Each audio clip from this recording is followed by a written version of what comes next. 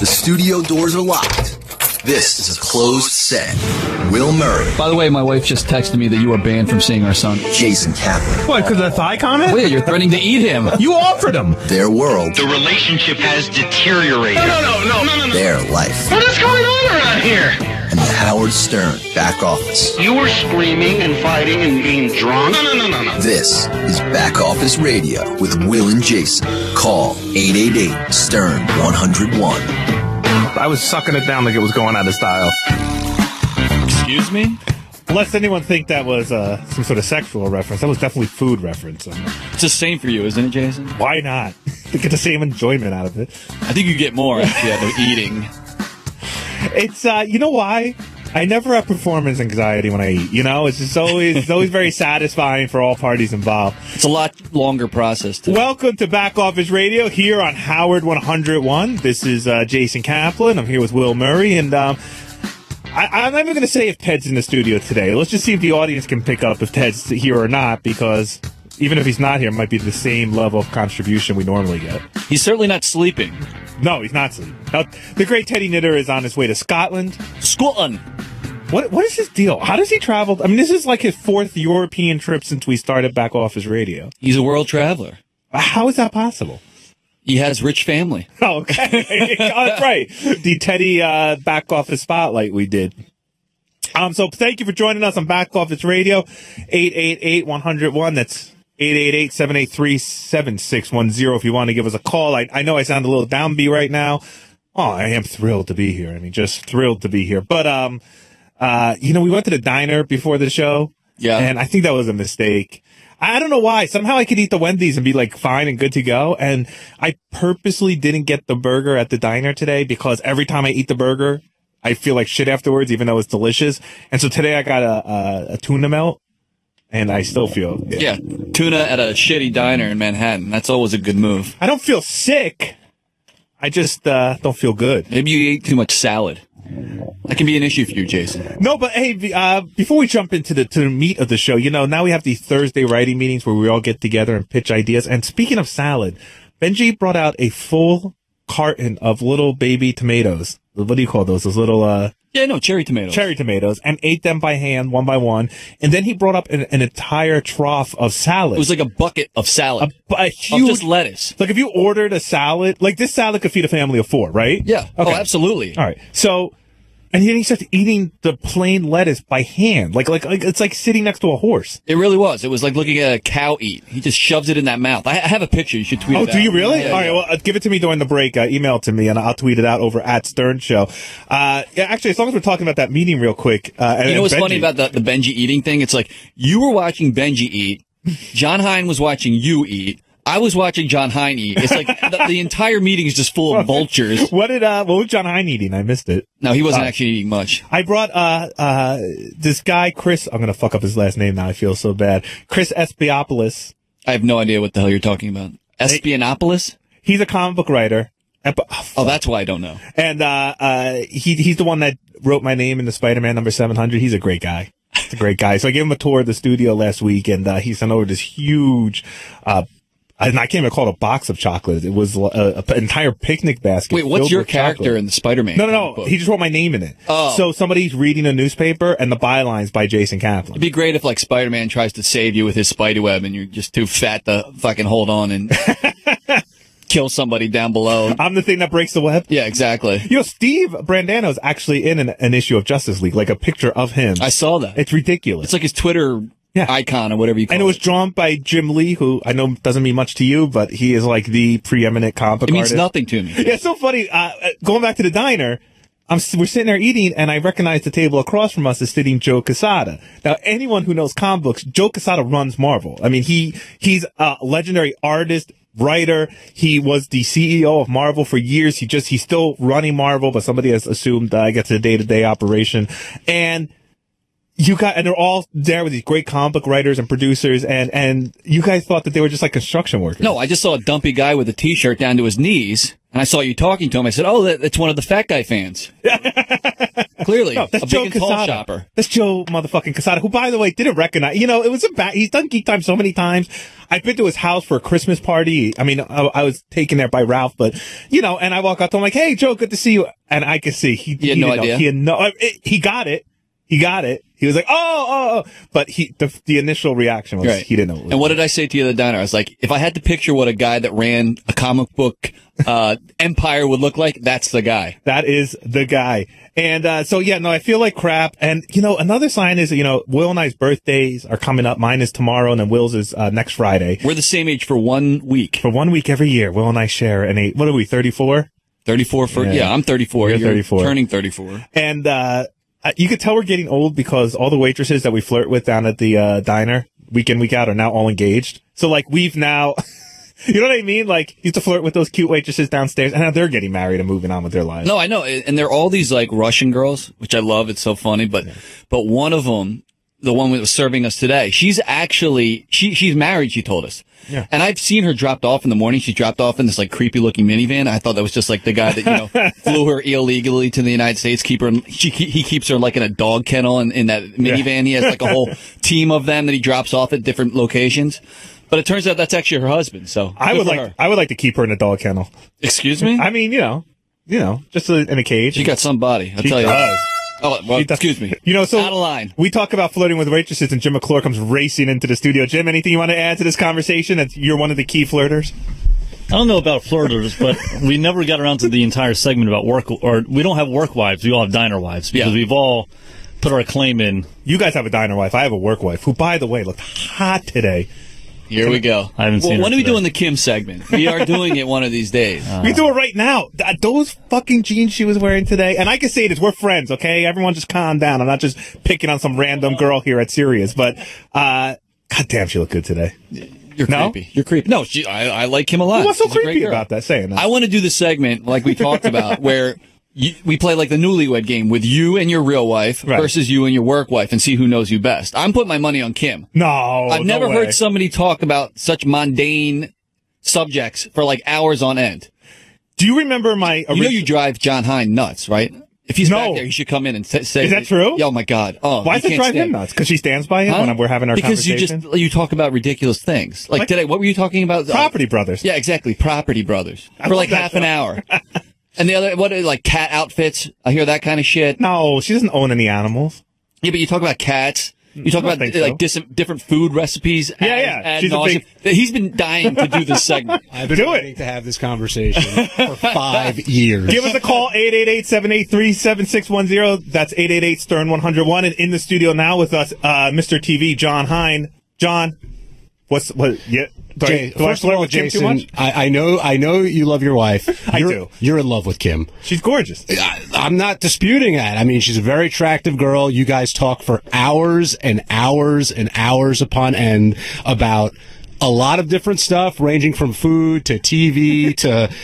You have conversations with her. I don't even get that in depth with my wife. A lot of girl talk. But the kicker is Kim, who's soft spoken, stands right next to me during these entire conversations, and I think you're having him on purpose because you know it's going to annoy me to distract me from what I need to do. This is literally the first I'm hearing of this annoying you, and now it just makes me want to talk to her more. That's my point. You've done the job. Congratulations. You know what's the best? This is really funny, and John and I have both observed this. So you'll talk to Kim about fucking like a desk for 45 minutes at least, and then your wife will call. Janice will call, and you're, oh hey honey, I got to run. I got things going on. Bye. Well, I see her when I go home. What? No. I really wanted to pull clips for this segment. First, like we were just going to secretly record you for 6 months because then we'd really have the good ammo. Like we did take. Yeah, hey now. Oh, there we are. Hey. Probably just your headphones. Yeah. The very first Back Office Radio show, I believe, was when Jason started wearing his jacket to work, and we actually have a recording of you talking about how the jacket makes you feel. It's cool. It's and say what you will, but I feel a lot better wearing this jacket. Al, is there any way we can pull that up? Ah, shit. Well, can we get it maybe during the commercial Yeah, break? we'll look for it. But that was I'm very sporty. That was with your work wife. That was not your regular wife. They want to see if Kim wants to come in during the show, and well, I'll do this all right now. I don't care. For real, no, because we need to get Janice on. We need to do all the questions. But No, I mean, but I'd like to interview her. I'd like to get her side of the story. Yeah, we should bring her down. Yeah, and wait, hold on. I love Kim. She's a sweetheart. I have nothing against her. I have everything against Jason in this conversation because it drives me insane. Sophie's choice, right? Yeah. And remember, the one you throw off is dying, so you don't have to answer to anything. They're both on a boat. You have to get rid of one. Okay. Well, I've never had sex with Kim, so. I'm sure you've imagined it many times. Yeah, but, Have you, first of all, have you ever masturbated to Kim? Yes. This is going to be a fun conversation when While you I'm come down. sitting there in the office? Yes. Usually bumping up against the back of your chair. But, by the way, that's not saying much. I've masturbated to a lot of people. Who else? Here? Yeah. Well, there's not a lot of girls here. One of the secretaries we used to have out front, I can't remember her name. Okay, no names. She's not here anymore anyway.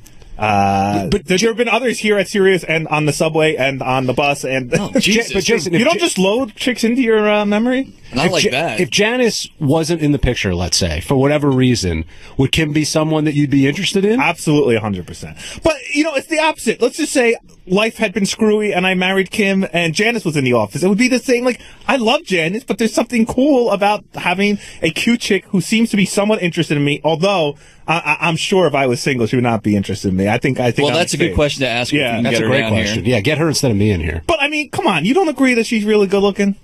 I mean, why do you say I it's think she's creepy cute. when I say Absolutely, it? she's cute. Well, why do you call me a Because creep no, when I say it? you've taken it to a new level. You're in love with her. I really believe that. No, I do too. Maybe I had a period where the crush was a little too much. Nah, I think You you're in go love through with her. periods like this, though. We used to have somebody who used to work in the office, and you were in love with her. You used to be infatuated. You spent hours with her. Do you know we did the real newlywed? She was at my wife's wedding shower, and she beat my wife in the Who Knows Jason Best game.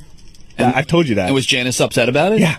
Yeah, I'm telling you. Yeah. I think this is going to bum her out. She should be upset. Janice, don't be upset. They're blowing this all out of proportion. This Will, is are crazy. we blowing this out of proportion? Absolutely not. They're writing down jokes, right? Will's just trying to break us up so he can get you himself, baby. I don't have to do much work, apparently, on that. I knew that Jason was in love with the old woman, the woman that used to work here. Not the old woman, the woman who used to work here when he bought her an automatic kitty litter cleaner. Yeah. Is that what it was? Like, yeah. How did that work again? How did it work? I think it was like $300. No, it was if you bought it new. It was if you bought it retail. I got it on eBay for $80. But yeah, I don't know how it worked. It turns out they're crappy, so I apologize. I don't even think she set it up. Zach in Denver, welcome to Back Office Radio. How are you guys? I'm not that great right now. My wife's probably filing divorce papers. That's probably because that goddamn jacket you wear all the time on top of a polo shirt. You look like a slob. I love the show. I love the show. Hey, can I just stop you for 1 second? You call me a slob, but I've been pointed out both on air and off air by Howard for a model of how other people should be dressing around here. Okay, first of all, just because you put a sport coat on, it doesn't make you look professional or look good. Will looks way better. Thank you. By wearing just a sweater or whatever. And if you're going to wear a sport coat, look at Gary. At least wears a long sleeve button-up shirt. How do you know? I'm wearing a button-up shirt right now. Are you really? Yeah. Will? Is this a button-up shirt? Barely. Fuck you, Those poor buttons aren't long for the world. I'm just saying, just because you wear a sport coat doesn't mean you look professional. You look idiotic when you just put on a coat over a polo shirt and you button your buttons all the way to the top. Wait, Jason's checking his cell phone to make sure his wife hasn't divorced him yet. She's home making me cupcakes for my birthday that I'm going to bring in. She goes, tell Will they're his cupcakes now. Hey. What's Kim doing for your birthday? Yeah, really? I don't know, Kim. Get her up here. Let's find out. I bet she bakes me something. Oh, I know she's going to. Does anyone know where we can grab her? Can we grab her to come in here? I like to grab her. Oh, I'm sorry. Oh, that's just It's all just coming out now. I'll try and track her down for you guys. Thanks, buddy. That'd be awesome. Kevin in Dallas, welcome to Back Office Radio. Hey guys, Because this show is totally derailed right now. If the roles were reversed, Jason, how would you feel if your wife told you that she had a work husband and she'd masturbated to him, just the thought of him? I'd be devastated. Not You devastated. would be? I'd be. I don't know what I would be. Like, a part of me would probably, on an intellectual level, I would understand. But yeah, I'm a jealous guy. Sure, I get jealous. If that's the case, then how can you not think this is completely fucked up what you're doing to Janice? It's fucked up talking about it, but we're doing a radio show, so what am I going to do? Lie? Oh, so that's what you're just going to say, honey, it was a radio show. No, here's the deal. Janice knows about Kim. I talk about it. I said that we're friends. I say that we talk a lot. Listen, I've jerked off to Janice's friends before. I mean, like, I don't understand, like, what everyone else jerks off to. Like, you see a pretty girl. Well, porn too, but I mean, porn, sometimes you need a break from porn. Jake, What? there's nothing wrong. Nobody's shaming you in this. But Right. I think the Thank you. problem is that you're admitting it out loud, which is kind of a Well- retarded move. Well, Again, listen. I think the difference is, of course, there are women in your Rolodex, and you go, "Wow, she's hot. I want to fucking jerk off to her. Or I'd love to fuck her." Jason has a real relationship with this girl. Like, if God forbid Janice was hit by a bus tomorrow, I think you'd really make a move on Kim. Look, I love my wife. If she died, I'd be devastated. I don't know if I'd swoop in on At least Kim. for 24 hours. But I would say, if I was a single guy, the one person in this entire organization I'd be most interested in would be Kim. I'd say in this world. Possibly, but I don't know many people. And you two are really made for each other. Like, you both hate talking to people. Yeah, that's what I love. You both hate leaving your apartment. Yeah. Like, your idea of a perfect weekend is literally watching 24 hours of television. Do you ever see how she walks down the hall? She she doesn't even look at people. She just zooms right past them. There's no talking. She's broken like you. Yeah. We're both dark she's and very empty sweet. inside. Dark and empty. All right. Well, why we see if someone could rustle up my work. Boy, I did not expect any of this. But what can I do? I'm not going to lie when you ask me a question on the air. And so now I'm fucked. Thank you. Coming up on today's show, Douche of the Week, all new Page 69s. We're going to do a behind the scenes, what happened when Gary double books a guest. Cause Will and I were front and center for all that. We know exactly what happened. Excuse me. Oh, what is that, tuna? Tuna and cheese, yeah. We have a back office spotlight with That Wolfie. Janice is so lucky. Look what you're missing, Kim. Overlooked Howard 100 news story of the week. Your calls and more. Let me be very clear about this because my wife does listen to the show. I love her very much. That's the problem. This fucking guy talks before he thinks, and now he's like, "Oh shit, I am in deep water here." It's not deep water. It's not deep water. My wife doesn't yell at me or get mad at me in that way, if she's upset in any way, that would upset me because I love her and I'm not trying to upset her in any way. But you just admitted if the roles were reversed, it would piss you off. Yeah. So I don't know how you expect her not to be upset by it. But I'm more upset by her being upset. Oh, okay. You know what I mean? Like, I think you're more upset the cupcakes might stop. Nah, I can make my own cupcakes. I know I'm not handicapped that way. I didn't want to throw you off your game, buddy. It's so funny too because before you even brought this up and I didn't know. Look at my third handwritten note that I had. Kim looks so hot today. Starred.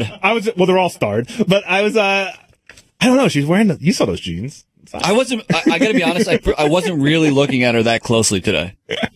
Matt in Massachusetts, welcome to Back Office Radio. Hey now. Hey now. I mean, I'm just thinking while I'm listening to that TV show, man, is John Hein on every show here? And then I turn this on, I hear that voice. No, but we needed John for this one. Why did you change the name to John Hein 101? My brother just texted me, dude, a little too far. I don't know what to tell you. What can I say? I'm just being honest. Yeah, John Hein and now Gary and John Hein are hosting shows together. I think this is the second week in a row that Gary's seemingly co-hosted the John Hein TV show with them. You knew that Gary would get there eventually, you know. You're right. They don't do anything apart. You guys do a great show. Who knew Jason and Will would be so good on the air together?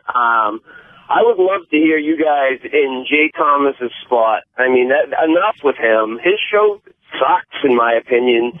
Well, we're not going. Thank you. I appreciate the compliment. We, of course, are not going to shit on any of the programming here. Jay's I guess a good guy. Shuli's a big part of his show, but a good guy that wants to throw a chair at you. Oh yeah, fuck him. But you know, hey, listen, write our program director. His name's Tim Sabian. Let him know the programming you want to hear. All right, one more about this Kim thing, and then I got to end it. I have no idea what your name is, but you're in Pittsburgh. Kafifi? Kafafi? Oh, Cassius. What? Cassius. Oh, Cassius. Yeah. All right. It was not spelled anywhere close to that, but that's okay. Yeah. What's up, Cassius? Jason, you got to stop on this. Kim, you are digging off. I'm one of your few fans out there, Jason. Thank you, sir. Slow down. You got to slow down. All right. Al, all right. Real quick, Al found that clip of you and Kim talking about your jackets. All right. That set is actually very comfortable. The inside is very soft. It's a lot lighter. The whole jacket is much lighter than it looks. When I go outside, like you were just saying about the weather, like this is like the perfect weather for it. Like I don't have to go look for a jacket. I don't have to, this is just, so it's comfortable in that sense. And, whether or not it's the truth, I think I look kind of good in it, so it's giving me some self-confidence. 45 minutes of that conversation. That was what, 10-second clip? Listen, part of the attraction of the Kim is that she listens to me when I talk. Not many people do that. I got to get off this. Yeah. You're making me now. I didn't even think it was that bad until I start getting phone calls and shit like that. I can't wait till she comes. It is what it is. What am I, the only fucking guy in America that goes to work and thinks a girl's cute and fucking and talks to her 2 hours a day and then masturbates to her? What's the big deal? It's not 2 hours a day. The masturbation is. You asked me if I ever have in the 5 years I've known her, man. Yes, she's popped up in the Rolodex. When she comes down here, I would say on average, and this is not a joke, you talk to her for at least half an hour. Let me ask you a question, Will, since I'm Mr. Honest today. Have you ever... Wait, don't throw me under the bus. No, I'm going to ask you questions, and you could answer them honestly or not. Have you ever masturbated to somebody at work? Our work, here? No, I really don't do that. I got to be honest with you. I think it's just because I have a bad imagination. Really? Yeah, no, I'm a total porn guy. You never have a guy you never have a girl in the Rolodex? Everyone's telling us to shut up around here. I don't know if it's because we said something about, staffers or... Well, let's go back to K-Rock, okay? Forget serious. You ever jerk off to anyone at K-Rock? At K-Rock. No one comes to mind. All right. Well, a few people that I think you might have come to mind for me. But all right. In fact, as long as we're talking about the happy institution of marriage, let's turn the spotlight off of me for a second. Somebody joining the club. And somebody joining this wonderful club. Our very own Al Ragone. Congratulations, Al. Thank you. Production whiz. I have so much to look forward to, having a wife and a work wife one day. Yeah, exactly. Yeah, it's fun. And sounds like it. One last question for Jason. We'll come back to you, Al. Has Janice ever had to clean up sheets that you've messed thinking about Kim? No. I don't. First of all, I don't think she's ever had to clean up sheets I've messed of anybody. I don't mess up my sheets. Where do you do your business? I mean, All right, you know what? Enough about me. I'm being This is Al's segment, okay? For fucking why don't I just reveal everything? And by the way, my wife's loving this. What would she say? This is disturbingly funny. Well, by the way, yeah, maybe my wife needs a little payback for picking you as the girl she'd fuck, and we don't even know. That's a good point. And we don't even know who your wife picked because I guess Howard just stopped playing the game or something. I know he said he didn't want to do that, but you know who I would guess Gary. By the way, if I had to make a choice, those two are a little bit in love. Really? Yeah. Really? Mm-hmm. I know Gary's a little flirty, and I like that about him with the wives, but I didn't realize it was reciprocal with Tracy. I think she likes him. I think, You think she's ever masturbated to him? I don't know. It's a good question. Tracy, text Will. Al! Yes, sir. Yes. You were getting married. I just see a bunch of computers in front of me. I can't actually see you right now. I don't want to move too far for the cameras. But so congratulations. You are 24 years old. Look like you're going on 35. So Thank you. Are you 24? I am 24. Oh my god. And why are you getting married so young? What's the deal? I don't know. I've always been you even told me today at lunch that I'm more mature than my age. Yeah, he is. I don't know. We've been together we're going to be 5 years in April, so I just thought Steve it was a good Brandano, time. he said to me today, he goes, "What the fuck you do? You guys got to be married. Everyone on that show's got to be married. If you want to be part of the club, you got to be married." What club? Back Office Radio. If you're on the team, you got to be married. Teddy's and married you know what? Too. Goddamn right you do. Yeah. Mm-hmm. You don't know real misery until you're married. That's half the reason I did it. Jason will be married twice here in a little while. No, you know what's so great about going back to Kim for a second? She says you can never live with. She said she can never live with somebody, which it's like almost an ideal situation. Like get married, but then have two separate apartments or something. Yeah, I'm telling you, you both are whack jobs. Al, I've met your now fiance several times. She's awesome, actually. She's very personable. She's very, Al's not the most talkative guy in the world, so she just jumps right in there, like blah blah blah, blah in a good way. Mm-hmm. So how long have you guys been together? About 4.5 years. We're going to be 5 years this year in April. So you've been dating her since you were 19 years old? Yes. College girlfriend? High school girlfriend? College girlfriend, yes. Wow. End of my sophomore year, we started dating. So how did you do it? Everyone always asks, how did you ask the question? We went to a Broadway show, and then took her out to dinner, and then we went over to Rockefeller Center, which is one of her favorite places, and I proposed over there. Look at this guy. What a romantic. I originally told Jason as a joke that I took her to Wendy's to propose to her, and he got very excited about that, and he was very disappointed when he found out it was a joke. That's a buzzword. You say Wendy's. Wendy's and Kim. I mean, immediately you start salivating. Hey, I don't want to put you on the spot, Al. Mm-hmm. You don't have to answer the question, but can you tell us how many women you were with before your wife? Well, I don't have a wife yet, but before 3. 3. All right. That's all right. Before 3 what? He had sex with 3 women before his wife. Oh, congratulations. So I wanted to make sure we had a few. I think I put you on par with the room, except for Teddy. No, I had a few. Listen, I was almost double digits, I think. Almost. Right around 10. We're no Steve. What did Steve? He was 14, I think. 14. And Teddy was like 85 or some shit like that. He's a whore. Teddy said he had sex with an entire town. No, his whole elementary school class. Hocus. All right, now let's get to the most important questions. Do you have a wedding date picked out yet, Al? We don't have an official date yet, but we're thinking about anywhere from like a year and 8 months to 2 years from Okay, now. who from the office is going to be invited? I assume me and Will and Teddy. Well, if you guys want to come, of course. No. Who are you going to invite? Yeah, exactly. Come on. Yeah. No, well, definitely you guys. The guys We're that in? Yeah, of course. What about Jim McClure? Of course, Jim, yes. Okay, and what about... Okay, so let's just go through the guys in the back office. Is Hein? Yes. Gary. I don't know. I mean, That's a no. Yeah, I haven't really worked with Gary that much. You should invite Gary. Okay. I'm going to tell you, he's a good... he's, I guess, in charge. Excuse me? What do you call it? Ben Bardo. Oh, yeah, I would invite Ben. Steve Brandano. Yes. Anyone from Tapes team? You said Ben Bardo. Only Ben. I haven't really worked with anyone else from Tapes. Anyone from Howard TV? No, the only guy I'm really close with is Rob Martin, but not that close, so probably nobody from Howard Scott TV. Salem? I don't think he'd want to come. I was going to say nobody invites them to him to their wedding. I don't think he'd want to come. No. Ronnie. Ooh, good name. Ronnie just started realizing who I was about a month and a half ago, so I don't know. Maybe not. Who's going to be the really hard name? Yeah, who's going to be the who's one on you're the like, list? Like on the borderline. Well, the people from the Stern Show really don't know me that well because I don't really work directly on the Stern Show. So like Ronnie and Gary don't really know me that well, so they're kind of on the fence. Oh, Gary doesn't know you that. I thought maybe he did. No, not really, because I haven't done that much work on the Stern Show. So, By the way, if you invite Jason, you have to invite Kim. Remember that. Yeah, absolutely. That's how it works. Jason plus 2. She won't come. It doesn't matter. Plus 2 plus the girl. I mean, Jason is plus 2. Yeah, we told the story in the air where I almost didn't. Will was worried I was going to break his seats at his wedding because they had a weight restriction on them. Yeah, make sure you go with the max weight seats, bro. Yeah, please call King Size Direct. They have everything there. Hey, Glenn in Vermont, welcome to Back Office Radio. How's it going? It is. It was going pretty good until about we started this show. I got a two-part question, Jason. Quickly, when you go home, do you tell your wife that you exaggerated some of this stuff or even maybe made it up?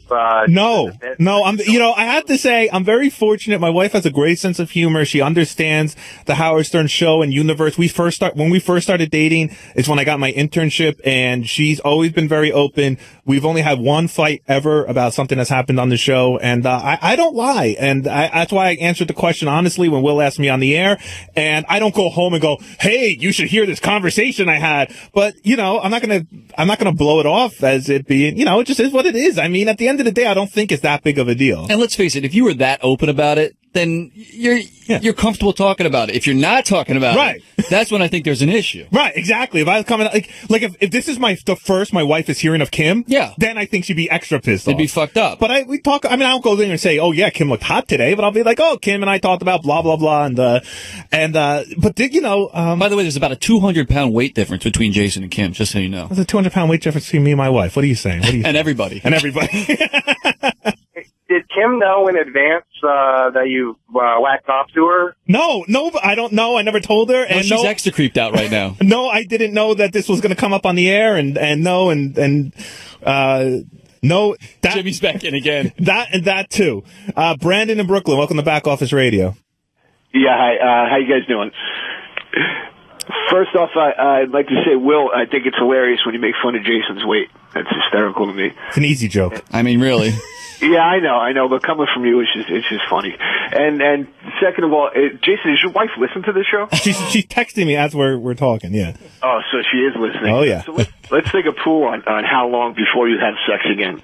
Because I know if my girlfriend was listening to what I just said about a coworker, she'd be extremely pissed. No matter how open you are in the past, of course, kind of, So how long? Maybe 2 weeks, 3 weeks? She's going to hold out. Please, I've done that in my sleep. I was going to say, how often are you having sex these days?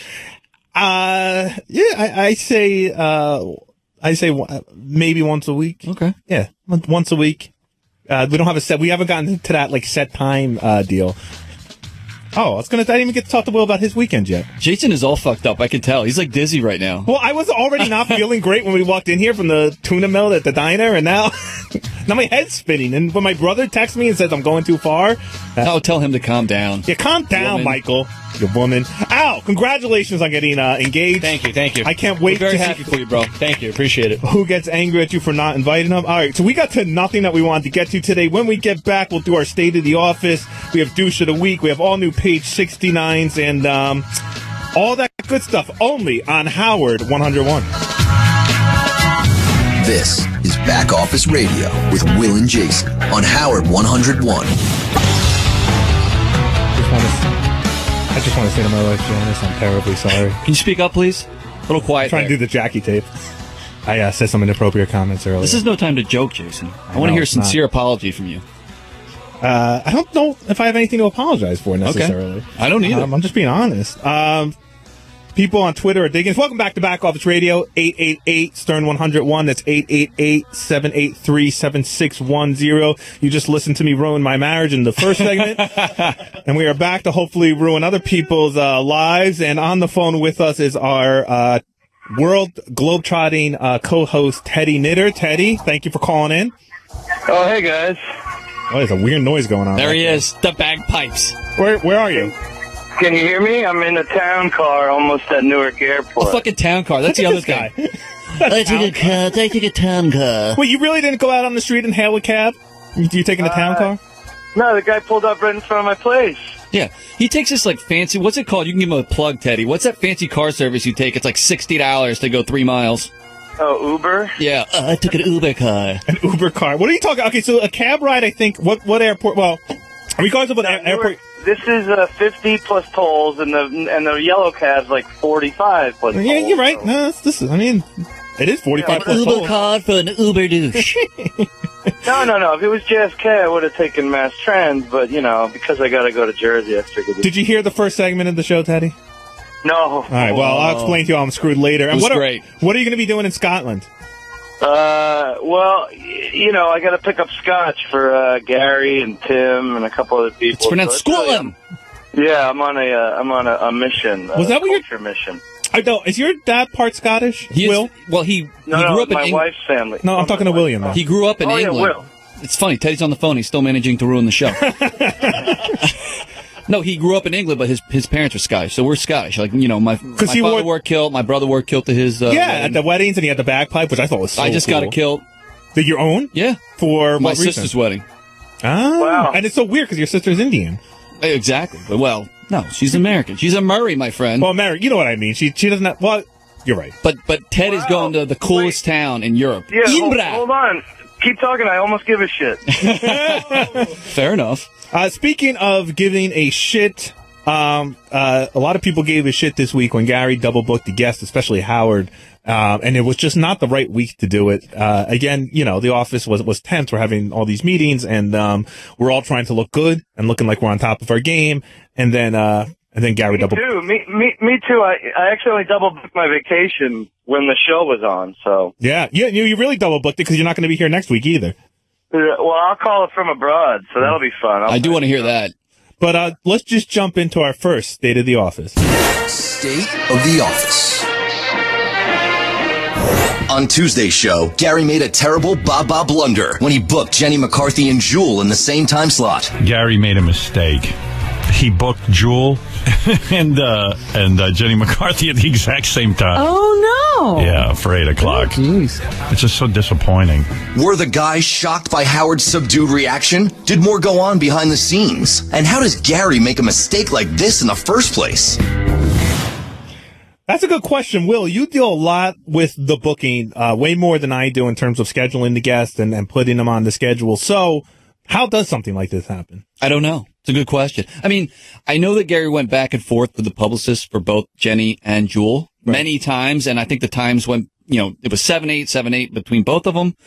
But ultimately, yeah, I don't know how it happens. I think at some point you confirm with them what the time is. So this is very weird for me because usually, even when it's Gary, who I love, I love when shit blows up in the office. I think it's really funny. I love watching people's reactions. I love watching the TV cameras follow them around. And you like a train wreck like the rest of us. Love a train wreck like the rest of us. But like I said, this really wasn't the right week. Gary's been having a rough time. And when he walked out of the office, before he even told Howard, he came out there and he just goes, I'm fucked. I'm fucked. He calls me to his office. Okay. He goes, I think I really fucked this one up. And I said, well, what happened? What'd you do? He's like, I booked it for the same time. He said, I'm dead. I'm going to get fired. I'm going to get fired. I'm going to get fired. I felt hard. I took no joy from it. I took for something that would normally give me some sort of joy, even for, making a good segment on the show. I felt horrible for Gary. Well, the timing couldn't be worse. That's what I'm saying. Like, if this was, I don't know if this is any other time, but it was Tuesday and he did this and it was with two big guests. It wasn't like Jeff Levy was the guy Jeff the Vomit guy was the guy he overbooked. It was Jewel and Jenny McCarthy and it also makes us look bad, I feel, at this point. Howard's kind of looking at the entire back office and how we run. And, so Gary takes the brunt of it. Gary felt horrible. I thought it made us, look bad by association. But if you're asking what the state of the office was for me, I took no joy out of it.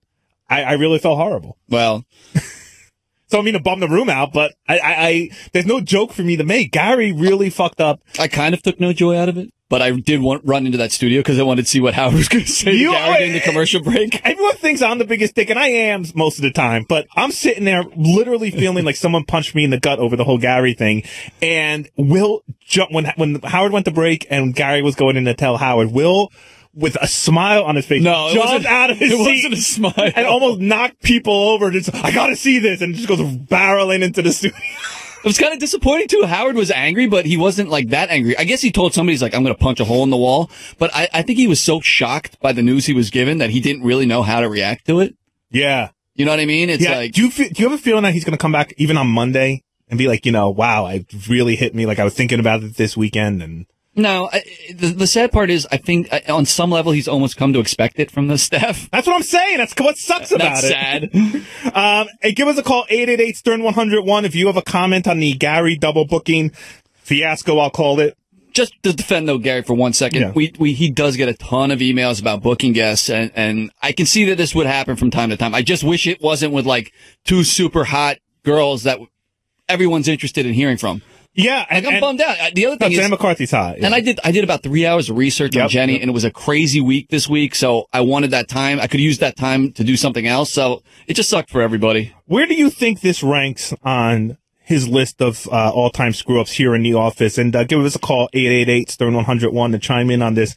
Was it the time he got, compared to getting caught sleeping in the office? When he was caught in the middle of the show, feet up on the desk, conked out sleeping. That's worse. That's worse? Yeah. The sleeping. Mm-hmm. Okay. What about, I think I agree with you, but I think it's close. What about when he booked Madonna's sister? As for old school Stern Show fans, he got duped. Someone claiming to be Madonna's sister got booked on the show, and she was not related to Madonna in any way. This is way worse. This is way worse, right? Absolutely. And finally, even though it didn't really happen on the show, what's more embarrassing? Double booking the guest, falling asleep in the office, or that horrible first pitch that he threw out at Citi Field? Well, I mean, you can't really help the horrible pitch, right?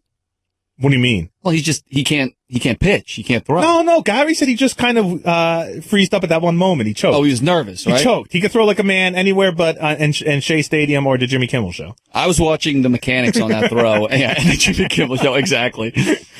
So I think I agree with you. I think sleeping is worse, but the timing of this makes it probably the worst thing he's done. You rank it as number one overall? I rank it as number one because of the timing, because of everything going on, and everyone being watched and everyone being told to up their game. And then on top of that, to double book two big name guests. Yeah.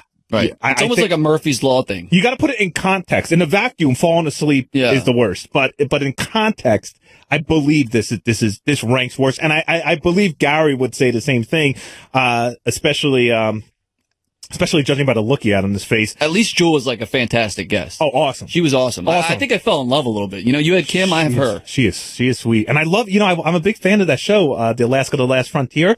I had no idea until you sent your notes out that was her family. They never mention her on the show. I know she sings the theme song for it, but that's so cool. And her father comes off like a cool guy on the show, which is interesting to hear all the backstory. Muntz in Philadelphia, welcome to Back Office Radio. Hey guys, how you doing? What's going on, brother? What up? Nothing. I want to comment on Gary's little screw up here. Doesn't he have a calendar, on the days of what's going on? Can you, describe on how it, got mixed up? Well, I could explain it a little. So we do have a calendar, and Jewel was in the 7 a.m. slot, and no, Jenny was in the 7 a.m. slot and Jewel was in the 8 a.m. slot, and that's how it was on the schedule. The mix-up seems to have been when Gary was going back and forth with Jenny's publicist. At some point, Jenny's publicist started calling it the 8, hey, we'll see you at 8, and Gary, I guess, didn't pick up on that and said, yes, see you at 8. And then, he missed an email. That's the bottom line. Yeah. We're pretty organized, but, shit happens. The problem is, these people book a day, like they'll block out a full 3 hours and they'll do 4 or 5 shows in that time block. Right. So, they go back and forth and he probably got 7 or 8, 6 different times from the publicist. What happened to Teddy? Did he hang up? I don't know. I might have hung up. Did he hang up, or I might have hung up on him? Maybe we forgot to lock him in. Underachieving even on the road. John in Annapolis, welcome to Back Office Radio. Jason. Yes? You know what? I've been on the phone, and I've been wanting to call you guys. The first time I've ever called. I love all the shows on there. All you guys are great. When John used to do the stuff that you do, it didn't get on my nerves as much. But John, when you do it, it drives me nuts. John who, and what are you talking about? Stuttering John. Oh, Stuttering John. Yes, when people are throwing you throw people under the bus.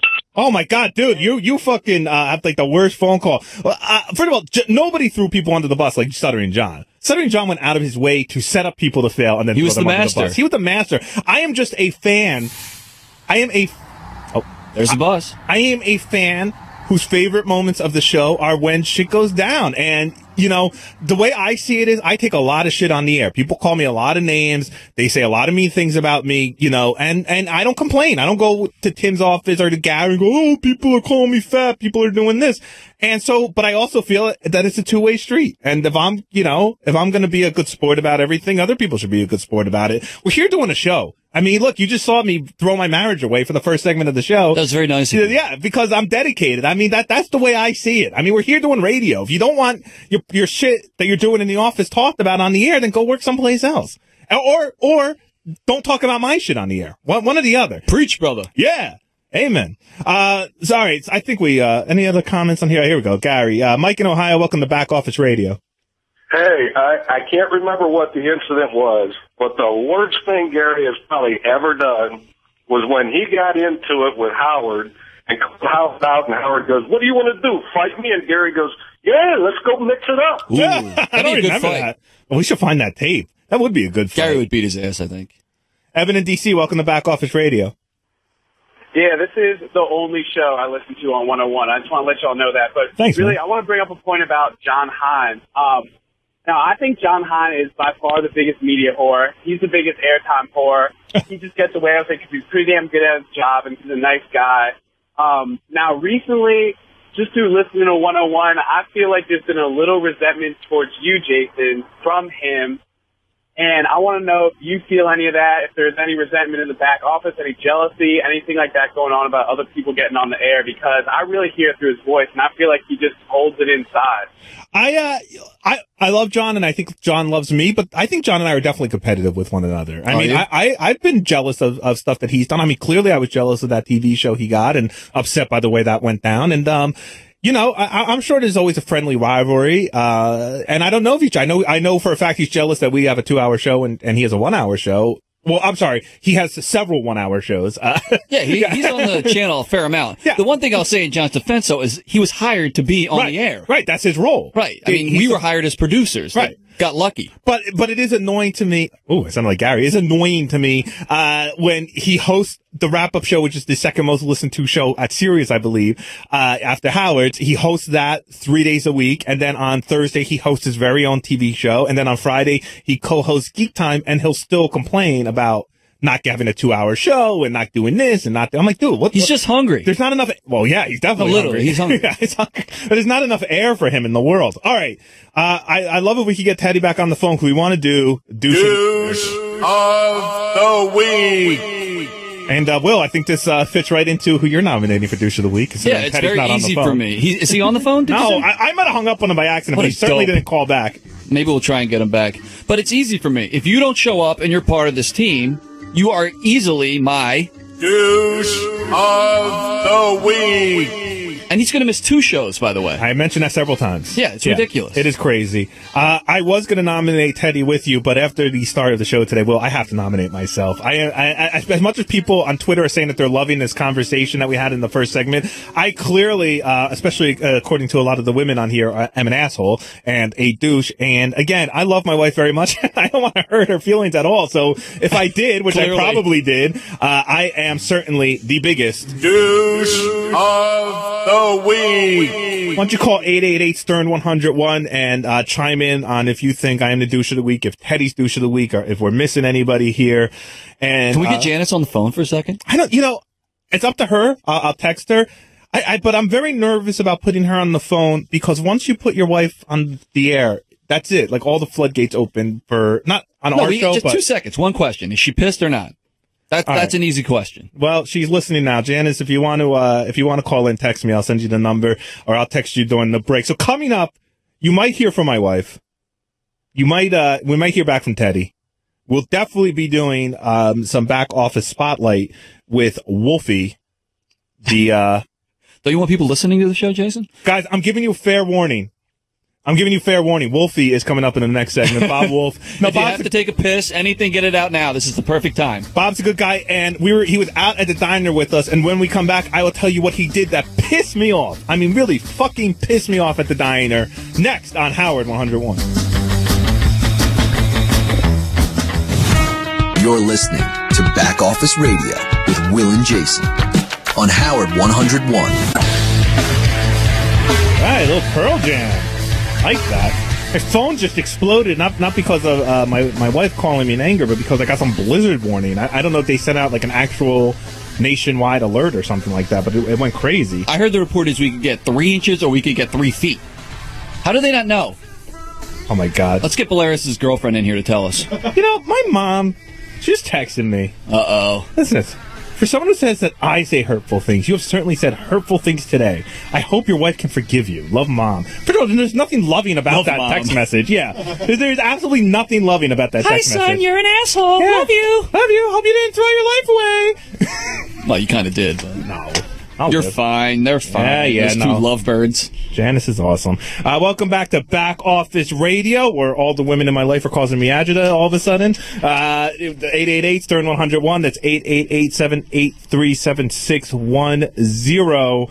And let's go to the phones. We have some Douche of the Week nominees pouring in here. Jerry in Jersey. Welcome to Back Office Radio.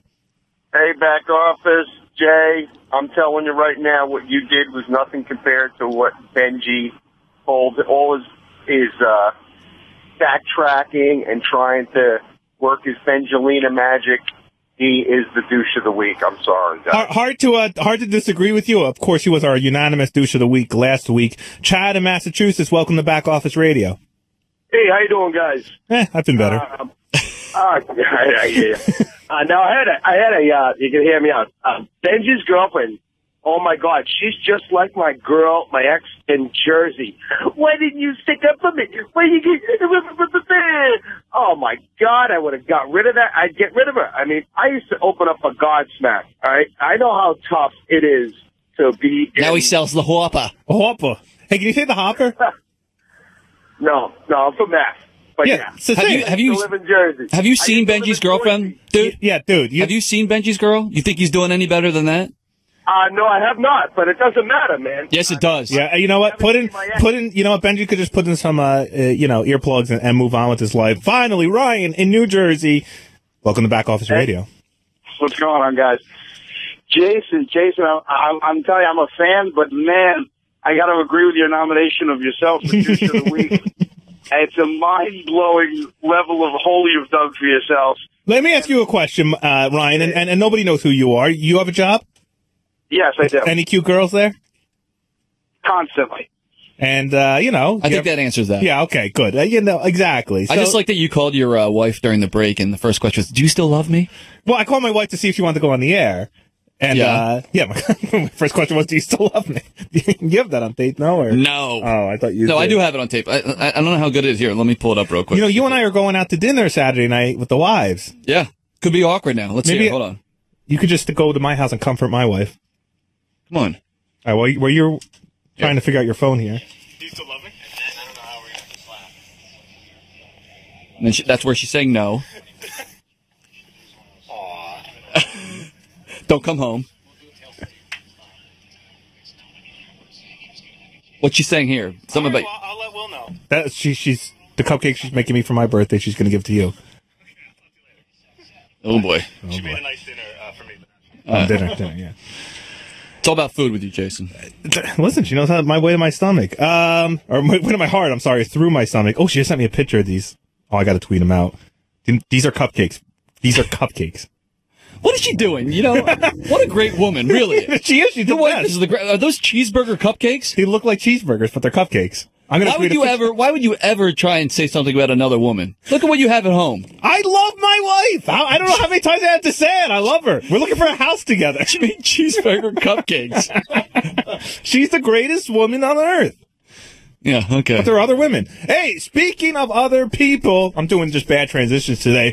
If you listen to the Howard Stern show, you of course know him as Wolfie. It's Bob Wolf. He is in studio with us. He is the guy that has somehow ingratiated himself into the show and become part of it. We still can't figure out how or why, but we enjoy him as a person, and he is here on Back Office Radio, and I'll hit the production. Back Office Spotlight. Whoopie. Very good. Very good. Whoopie. That is, of course, Wolfie's theme song from the Howard Stern show. I like the one that was dun, dun, dun, dun, dun, dun, dun, dun. Wolfie. And it's funny because Wolfie's the first person that I know of that has requested his own theme song. He called us and he was like, "Hey, how come I don't have a theme song? How about everyone else has a theme song?" I like that Wolfie voice. It was a suggestion. But that was like a bad Jason Kaplan impression. Yeah, it wasn't bad. Number one, it's an honor. Thank you, guys. I've arrived to be on this show. It's incredible. Thank you. Hey, very welcome. So, Wolfie, what was the first piece of tape that you sent in that got played that got you noticed on our show? The first ever thing I did was a game. It was the Amish game. Uh-oh, wait, what's going on? Hold on. I've been on the phone with Howard for the last hour. Yeah, this is Gary Dell'Abate. But I got a text from my wife, and it just says, "Isn't Jason concerned that Kim might hear him?" So I don't know exactly what happened, but my wife is worried that you might get fired. Yeah. You got to listen back, my friend. It all came out today.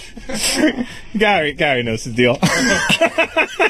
Every wife is disgusted with you. It's unbelievable. Hey, you know what, every wife? Trust me, I'm just the only one talking about it. Anyway, let's get back to Wolfie. You're married.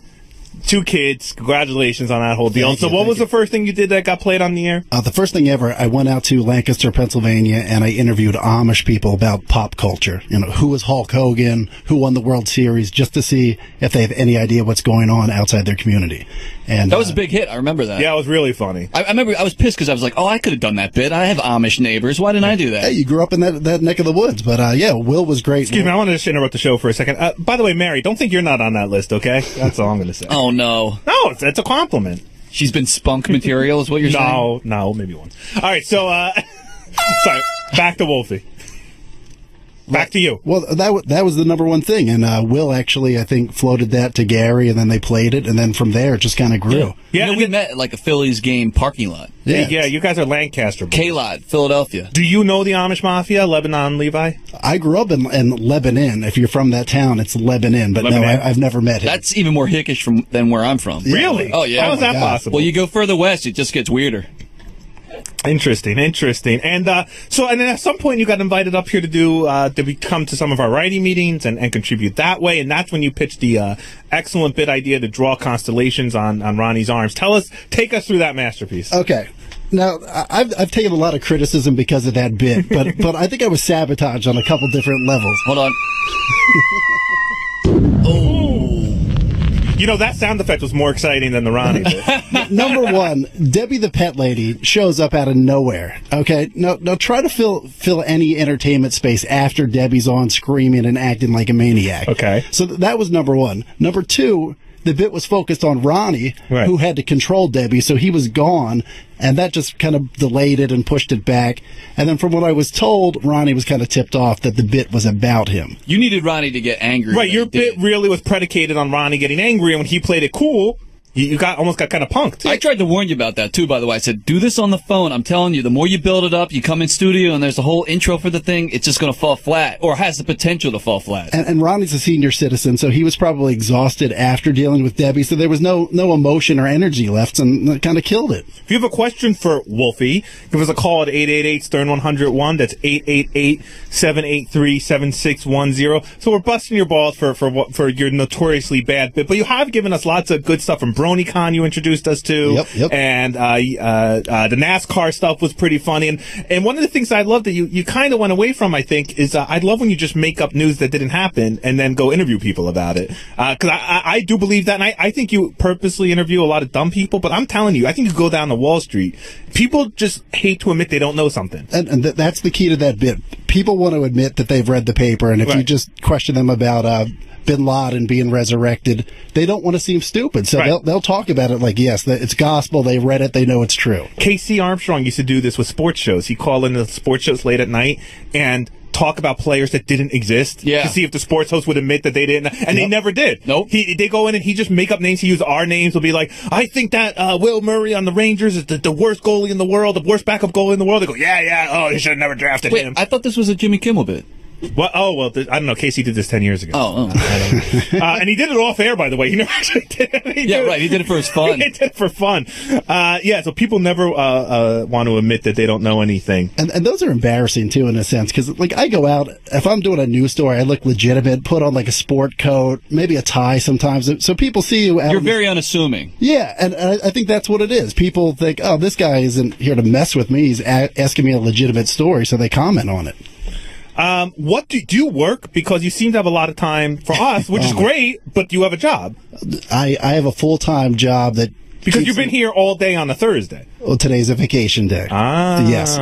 Yes, I have a full-time job away from Sirius Satellite Radio completely. Keeps me busy. I travel a lot. Yeah. The other thing with him is, like, he goes away every weekend, and he's got 2 little kids at home. Do you see your children? Yes, I do. They know your name, or do you know their names? I see my children a ton. How though? Seriously, if you work a full-time job, then go out on the weekends for us, when are you seeing the kids? Well, truthfully, a lot of the stuff that I do does not require a lot of travel. If I'm going somewhere on a Saturday or Sunday, it's typically local, so I'm not traveling out of town to do most of those events. Every now and then I'll get on a plane and go somewhere, but I try to keep it close to home. He was down in AC last week. For the block party, right? For the block party. Yeah, you were kind of annoying. I was annoying? Yeah, a little bit, because, we were there, quote-unquote, working, and or whatever we were doing down there. Volunteering for charity, Shuli's charity. And you saw somebody, and listen, it's good for you for always looking out for the show, but you saw someone who you were, like, convinced would be a possible great new whack backer. And we're in the middle of playing poker, and you're like, let's go downstairs. And I had just finished. I'm not going to. I finished playing poker. First, I was eliminated first. Let's go downstairs and look at this guy. I hope you trust me enough to. And I'm like, no, I don't trust you enough to leave everybody and go look at this guy. And I could, even the way you were describing, I could kind of tell, because you weren't sure. And listen, like when you see Beetlejuice, you don't have to ask if he's going to be a good whack backer. You just know. So I said maybe later, and I walked away. And then about a half hour later, you cornered me with the guy, and basically started interviewing him in front of me, trying to get me all ginned up about how great this guy is. That's correct, yep. And no offense, the guy wasn't anywhere close to whack. I mean, he had fucked up teeth, and he was a little bit messed up. Off. He was a little off. But JD's a little off. He's a lot off. Well, you guys have high expectation, and I get that, but not everybody's Beetlejuice. There's different spectrums of interesting people, and... Again, I'm not going to fault you for trying and working. I mean, that's not... But it was just annoying because you cornered me with the guy, and, I mean, he wasn't good for the air. The only reason he caught my eye, because I interviewed him at a Monster convention maybe a year or two ago, and then all of a sudden he's sitting next to me at the bar. What was that? He was like the Ronnie segment of Whack Packer. Yeah. I mean, he did have funny teeth, but that's not enough. Hey, Matt in Rhode Island, welcome to Back Office Radio. Holy crap, this is some bucket list shit right now being on this show. Thanks, guys. Whoa. I can't believe we made someone's bucket list. Oh, please, Jason. Huge fan. Awesome. Thank you. Just wanted to ask Wolfie one quick question. How do you walk around with balls so huge after asking for your own theme song or jingle? That was just the most embarrassing thing I've ever heard on the radio. Well, I don't think it's embarrassing. It was a suggestion. I thought maybe that it would kind of segment out when I'm doing a bit. It wasn't that I went and demanded anything like that. It was just a suggestion, and I got my balls busted for it. So what am I going to do? What about Wolfie T-shirts? That's the next thing. Wolfie. Now, you said I thought your nickname was Wolfie because your last name is Wolf, but you said that no one has ever called you Wolfie until you started working, like we gave you that name. Yeah, Howard did. I was just using Wolf when I called in because it was my last name, and then he changed it to Wolfie, so I figure you can't argue with him. I'll just go with it. You know what's funny? Sometimes I have to send notes that say, who submitted what. And I put Bob Wolf, and he corrected when he sent it back to me. He said Bob Wolfie. Like he doesn't know who the fuck Bob Wolf is. Yeah, it's only Wolfie. So going into the break, I teased that you pissed me off hugely at the diner, and I embellished a little, but he was outraged. I cringe when people order hamburgers well done, and you order your hamburger well done. It's like, you might as well just eat a hockey puck at that point. Like, what's the deal? Why don't you get something else? Why order a burger well done? It was medium well. It was well done. No. I thought. Well, medium well's too much too. Medium well, soft and pink on the inside. What's wrong with that? A lot. It should just be, soft and pink to me is rare, or medium rare. Medium is like way too much. I get a burger and there's no way a medium, if I ordered a medium well, and it was red or pink in there, they fucked up. There better not been any pink in there. That's not what medium well is. Really? The reaction I got from Jason was like I insulted his wife when I ordered it. He was outraged. I thought he was going to walk away. No, Jason insulted his wife. Oh, yeah, he handled that on his own. Jake in Pennsylvania, welcome to Back Office Radio.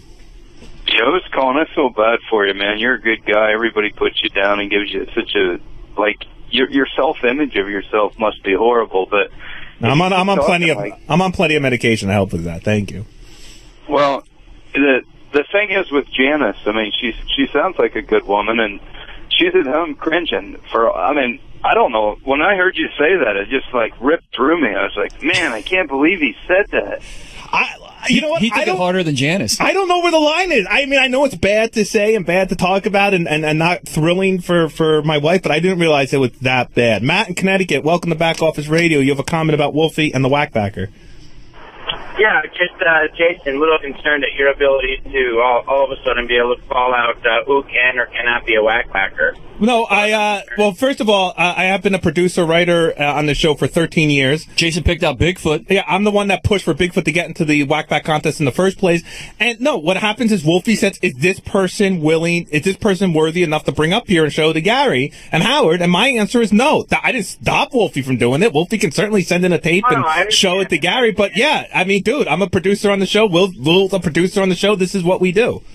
And I respect your opinions. You're a producer, a minimal producer, I would tell you. I've been listening to the show for a long time. Okay. On Howard TV, and every time that I see you on the show, even on the TV, it's like, Barry, you're part of the Whackback. You're right, dude. You know what? You're right. My opinion doesn't matter here at all, and I play no role in who gets booked or not get booked on the show. I'm just lucky to be here. Wolfie, speaking of being lucky to be here. That was a good transition. Thank you. Nice. What is the long-term plan? What's the end game? What are you hoping for? What's the best case scenario for you and the Stern Show? Good question. Overall, I think I'm comfortable with what I'm doing. Like I said, I'm pretty happy with my career. I enjoy what I do, but this is kind of a hobby that's kind of grown into something more. So yeah, it could end tomorrow, and I'd be comfortable with it. Yeah, listen, I felt the same way. When I interned here, I was like, if this is all it is, I'm thrilled. And then when I got hired part-time, I was like, if this is all it is, I'm thrilled. And now I just want more. And I'm ambitious. You talking about dinner? Everything. Oh. Everything.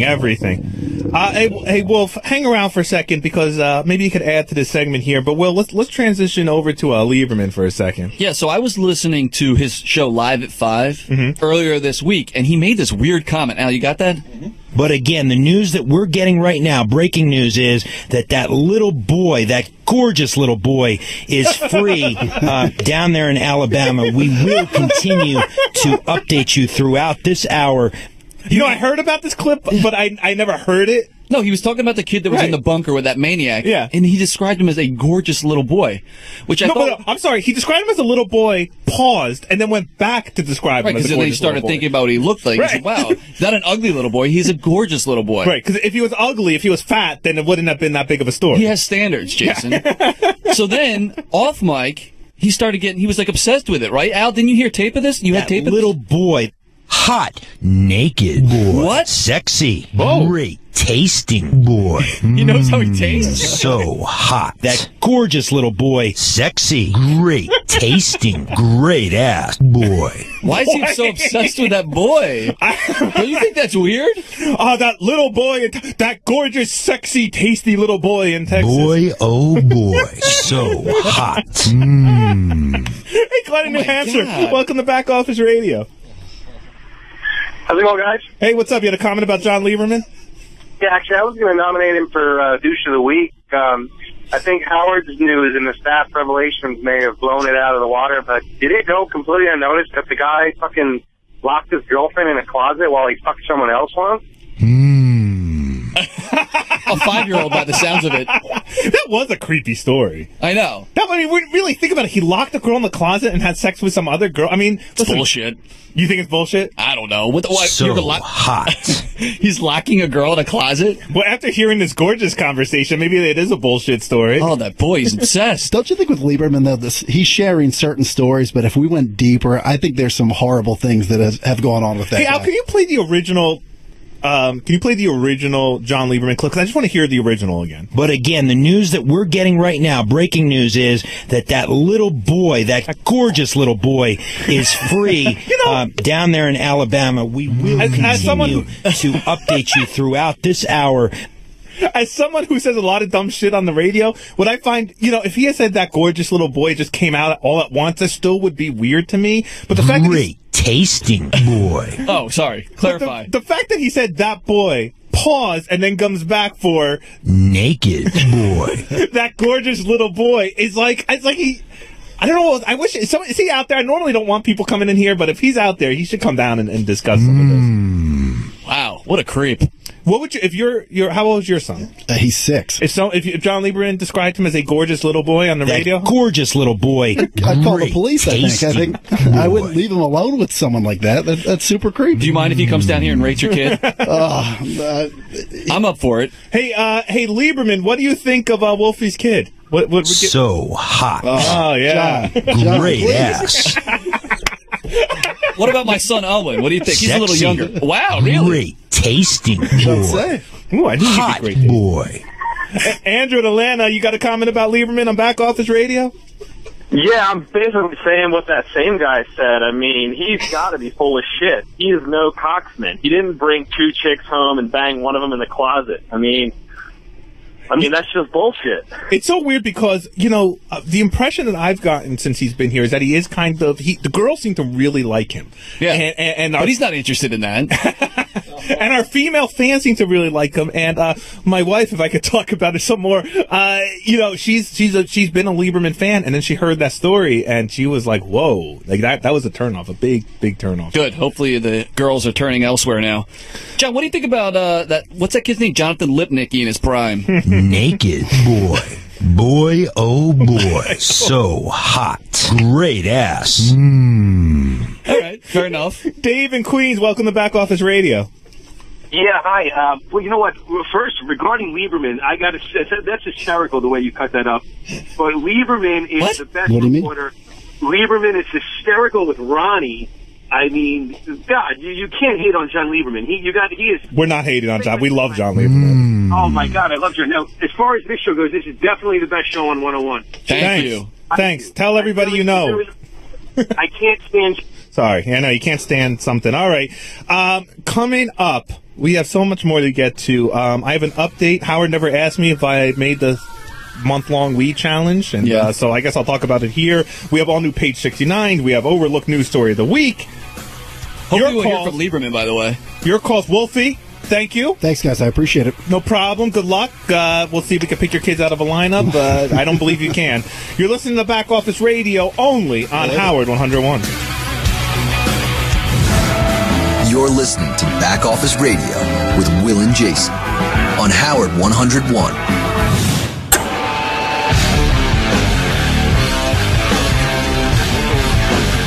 Saw these guys 3 times in concert.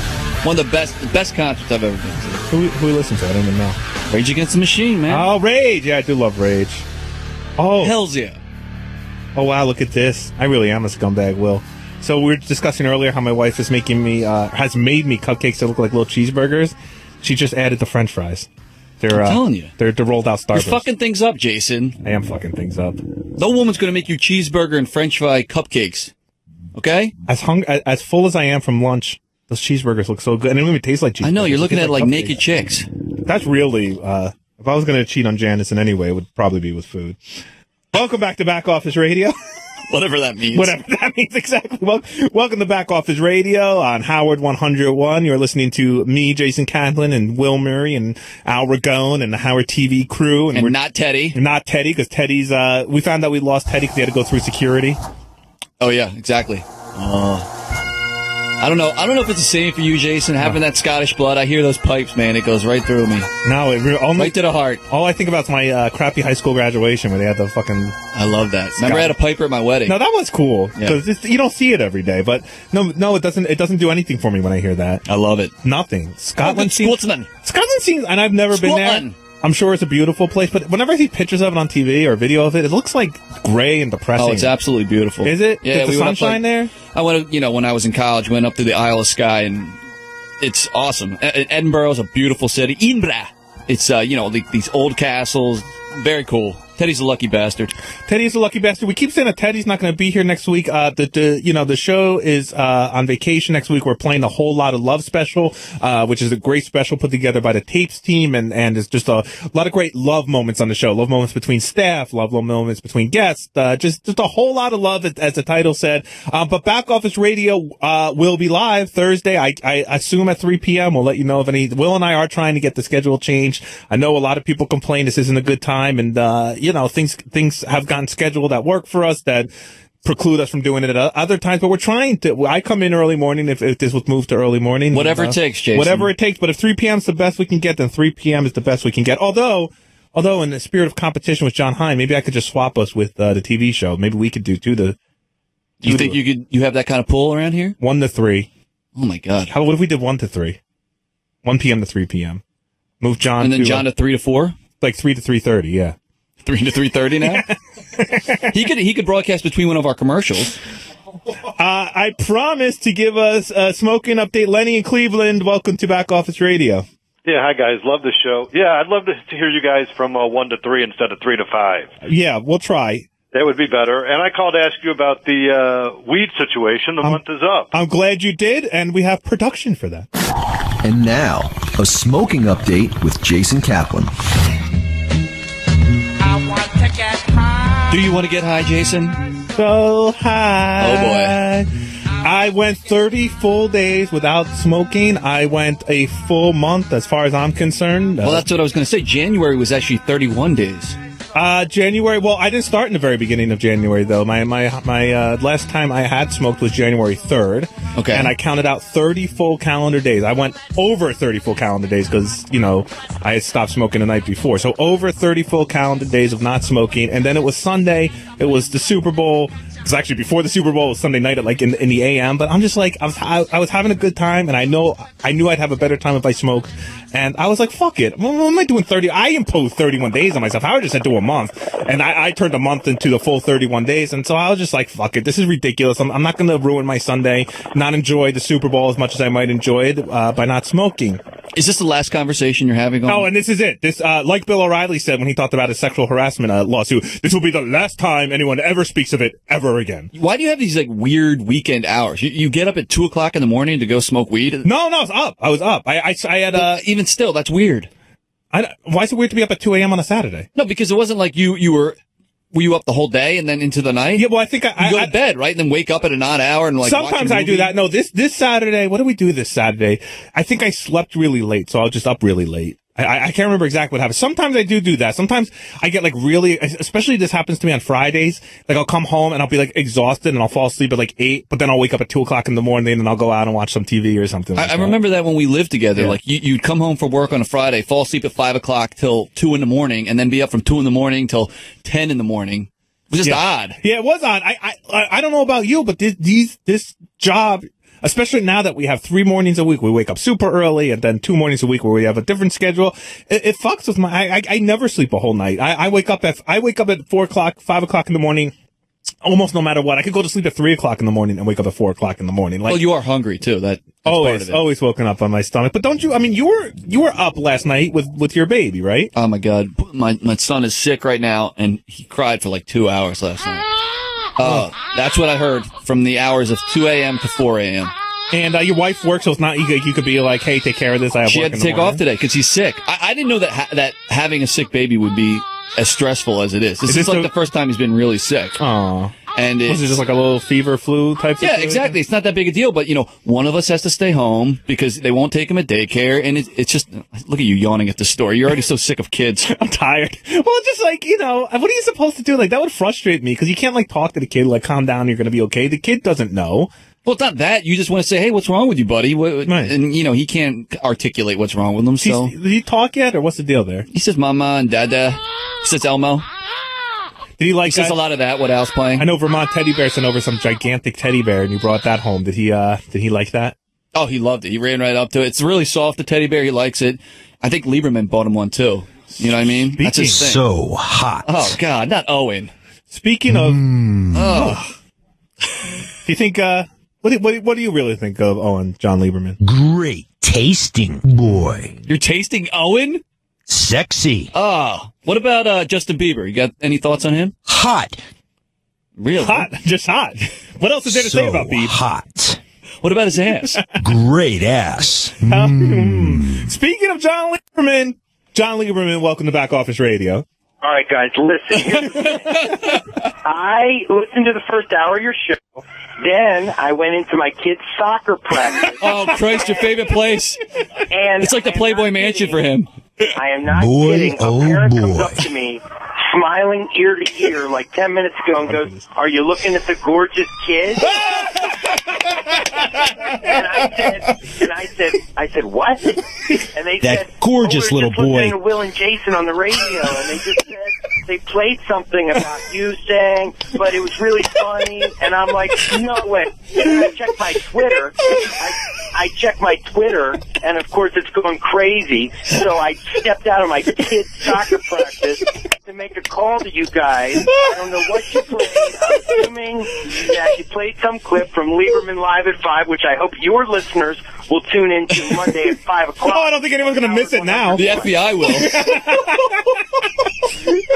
Someone's going to send out an Amber Alert on you pretty soon. Now, my point was, I'm going to say this quickly. My point was, I was trying to juxtapose this monster, this kidnapper, with this little, innocent boy, okay? And you guys know what live radio is like.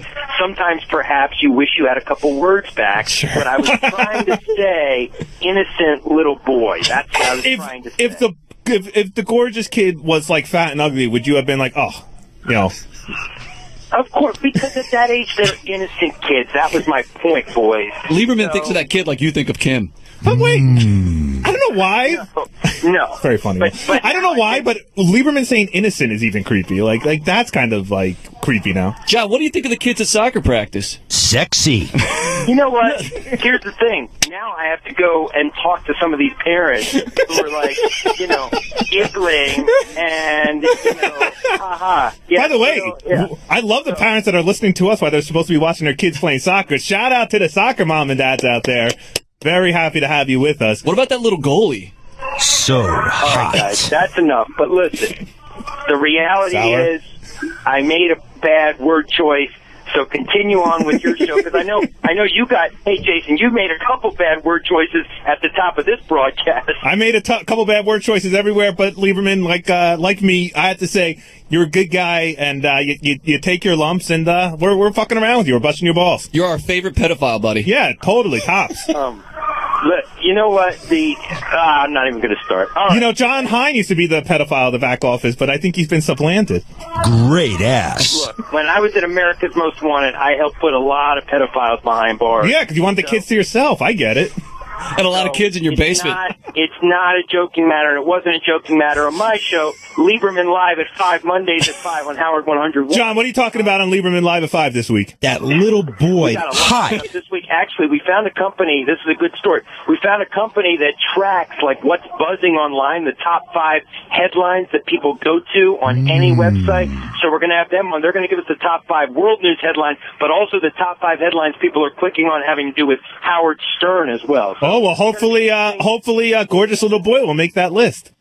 And we have former CNN and Fox News anchor Lori Dew on the program as well. Is she hot? I don't know who she is. Lori Dew, I believe she's hot. You can Google her, but chances are, I think Jason would say she's hot. Dhue, I believe, is how you spell Lori Dew's name. Dhue. She'll be joining us in this. We got a lot coming up. All right, go back and watch your kids play soccer. Try not to get in any trouble out there. Make a mess okay? in your pants. Yeah. Yeah, see you, boys. Thank you, sir. I love Lieberman. He's so the fun. best. He is awesome. Boy. He has all the great qualities of Steve Langford and none of the bad ones. Like he's a pit bull. He goes after a story. He's not intimidated. But Steve was like a cold, heartless robot about it. And Lieberman's just a guy doing a job. And I love that he was at a kid's soccer game when he called in with all that crap. And happy birthday. Apparently, John Lieberman and I share a birthday. I don't think I realized this. Someone just put up a note that it's his birthday tomorrow. Really? And, it's my birthday tomorrow, too. So I'm turning 34. Lieberman's turning probably about 42, I would guess. And do you really not know how old he is? I have no idea. I think he's 38 tomorrow. 38? Yeah, no. He's younger than he looks.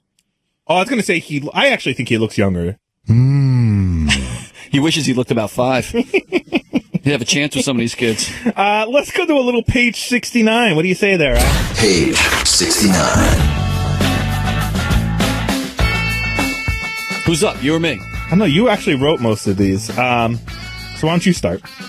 All right, so we all know that Ronnie was very angry at John Lieberman after that whole thing with Stephanie. Right. How Stephanie picked Lieberman as the staffer she'd most like to have sex with. Yes. But I think we'll actually get into what happened there a little bit later. But now I hear Ronnie is very angry at Sal.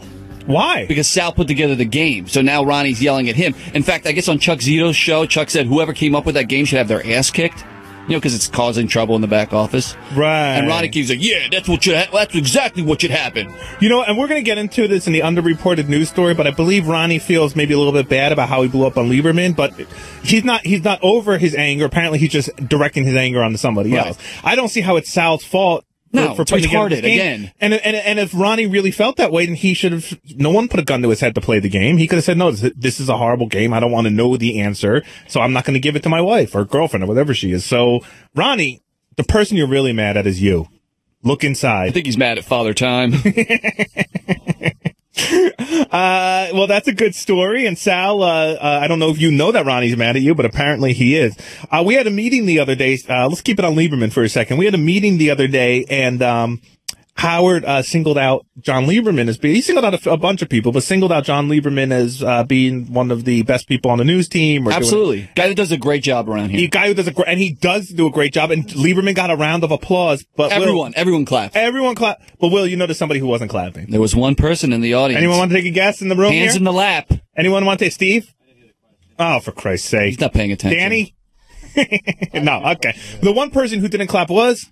Miss Lisa G. And you want to talk about jealousy? I think, I'll admit that there have been times I've been a little jealous of John. Maybe he's been jealous of me. I don't know. But I will tell you that nobody does jealousy like Lisa G. I really want that feud to come out on the air, like in full force. Oh, I mean, God, I know they've great. talked about it, teased it a little bit, but those two really don't like each other.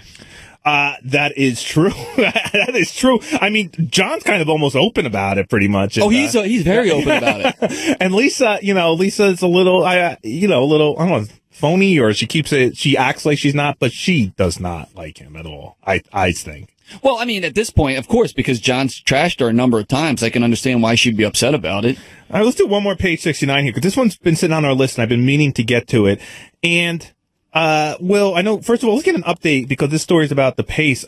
Last week we mentioned that you and DePace wasn't talking to you. The week before we talked about this weird split between you two. So I think we're on about week 3 now of Scott being mad at you. Is he still mad at you? Yeah. I mean, I went up to him at the writers' meeting today, and he basically said, I thought we were better friends than we actually are. Wow. So, I don't know. I thought I said really nice things about him last week. I said, he's it was a great making director. me nauseous. Anybody'd be happy to have him.